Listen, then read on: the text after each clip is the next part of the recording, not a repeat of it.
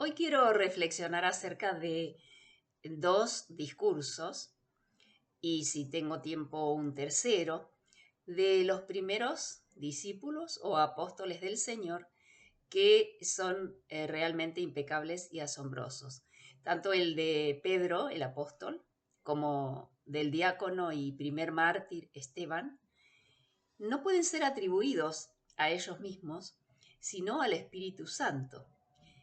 Si tomamos en cuenta la armonía del discurso, tanto como la linealidad y la economía de palabras, de giros del lenguaje, repararemos en que no es el resultado de la oratoria humana, sobre todo en Pedro, un hombre del vulgo, un pescador impulsivo, como algunos suelen decir, eh, con incontinencia verbal, alguien que hablaba sin reflexión, apresuradamente, con palabras directas, sin pensar, y siempre estaba dispuesto a la guerra de palabras, ¿verdad? Pero el discurso que él da después de la partida de Jesús convence a 3.000 y luego a 5.000 personas, y de Esteban no sabemos mucho, salvo que estuvo haciendo milagros y prodigios a través de su trabajo como diácono, que era una tarea de ayudar a servir las mesas. Pero este Esteban, cuando se defiende ante los judíos que lo apedrearon, realmente lo apedrearon precisamente por su elocuencia, por aquel discurso que él da de manera impecable, que toca las conciencias de muchos religiosos y por esa razón le dan muerte. Y ante estas defensas, la gente teme a las palabras de estos expositores. Así que podemos decir que esa gracia admirable en ambos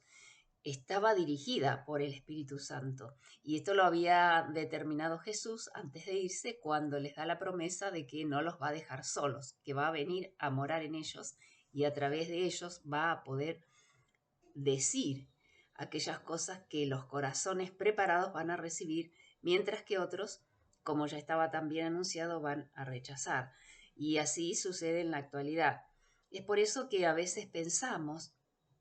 que un predicador de nuestro tiempo es tan elocuente como para exponer un mensaje con tal eficacia que atrae y convence a multitudes. Pero tal vez si pudiéramos ver a ese sujeto en la intimidad, nos daremos cuenta de que es posible que haya pasado un tiempo prudencial en comunión con el mismo Espíritu, quien lo instruye para que pueda decir aquellas cosas que van a llegar al corazón de la gente y de la diversidad de personas que escuchan un mensaje, porque tengamos en cuenta que cuando alguien expone un mensaje, el público es heterogéneo, y si hubiese alguna disonancia, alguna discordancia en esa exposición, seguramente la gente se molestaría. Pero muchas veces decimos, qué impecable mensaje, cómo me habló a mí, y otra persona puede decir, yo también reflexioné acerca de esto que dijo y cómo Dios me tocó el corazón con aquella explicación de lo que me está sucediendo que nadie más sabía. Estas cosas nos asombran no porque el predicador en sí sea tan exitoso, sino porque detrás de él está, como decía, la participación activa de ese otro que es el Espíritu Santo, la tercera persona, decimos tercera para nombrar primero al Padre, luego al Hijo, pero no porque sea excluyente, porque esté en tercer lugar y no sea importante. Sabemos que Dios es uno, pero en su manifestación espiritual, cuando viene a estar entre los hombres, aquellos apóstoles, y no solamente Pedro y Esteban, sino también Pablo cuando hace su defensa ante las autoridades, habla de una manera tan elocuente que prácticamente quedan en silencio y casi, como dice, casi se convierten al cristianismo por la exposición de Pablo, si bien era una persona muy preparada. De todas formas, es excelente la exposición y la economía de palabras con las que narra desde la creación prácticamente, o desde la ley, desde Moisés, hasta sus propios días, y hablando también refiriéndose al futuro. Así que podemos estar seguros de que el Espíritu Santo es quien inspira esos discursos, hechos a medida para cada quien, de tal forma que podemos decir, parece que Dios está hablándome a mí mismo, sí, a mí misma, parece que Dios te está hablando. Cuando Dios te habla, lo hace a través de hombres y mujeres de esta tierra, de este momento de la historia que vivimos, como lo hizo en el pasado, y puede utilizar a cualquiera. Simplemente nosotros somos receptores y somos esas personas que vamos a recibir tal o cual mensaje,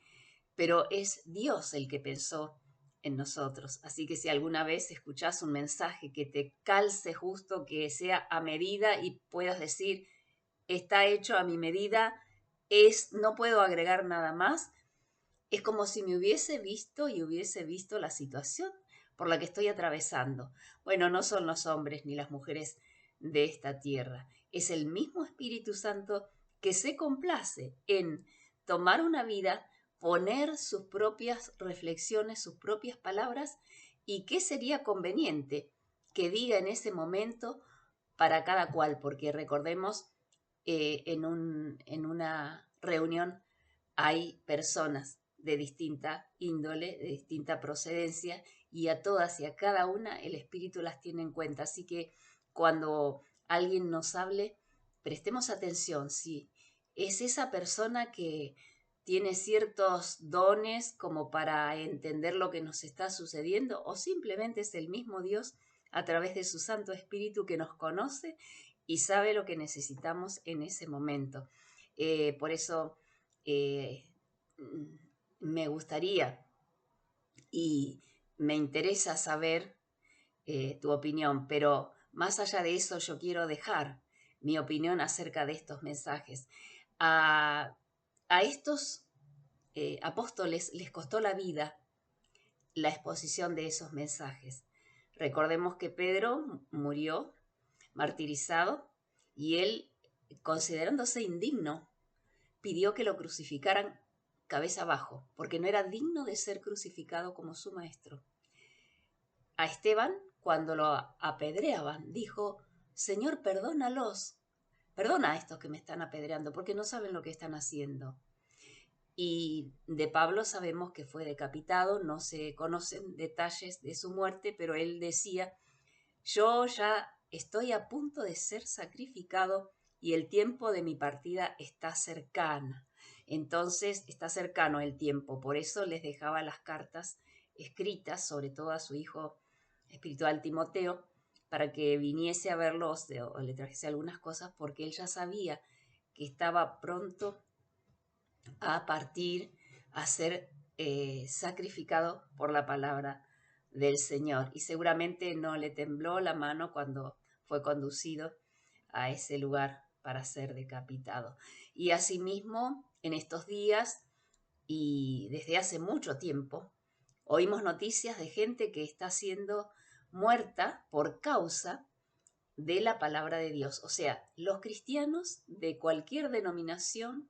que porten la cruz de Cristo o que hablen de su nombre están siendo muertos por causa de la palabra. Y la historia siempre ha dado cuenta de estas cosas. Pareciera que el común de la gente o la mayoría o la gente que es de mal vivir no soporta que se ame a un ser que no está presente, porque así el cristianismo parece una cosa muy extraña, ¿verdad? Hablar de alguien que tiene poder, que hace milagros, que sana, que libera, que consuela y no está presente, parece ser una locura que hay que callar. Entonces, por esa razón, hasta el día de hoy hay gente que es martirizada por su fe. Y si bien a estas personas del primer siglo no les dio temor el hecho de pasar por esta situación, porque tenían una pasión muy grande, ya que su maestro había partido recientemente. Entonces ellos estaban con todo el fervor de la predicación y la difusión del Evangelio. Bueno, creemos que los tiempos han cambiado, pero aún hay gente que sigue poblando el mundo y que sigue necesitando de este mensaje de la cruz, que a muchos les ha costado la vida, pero del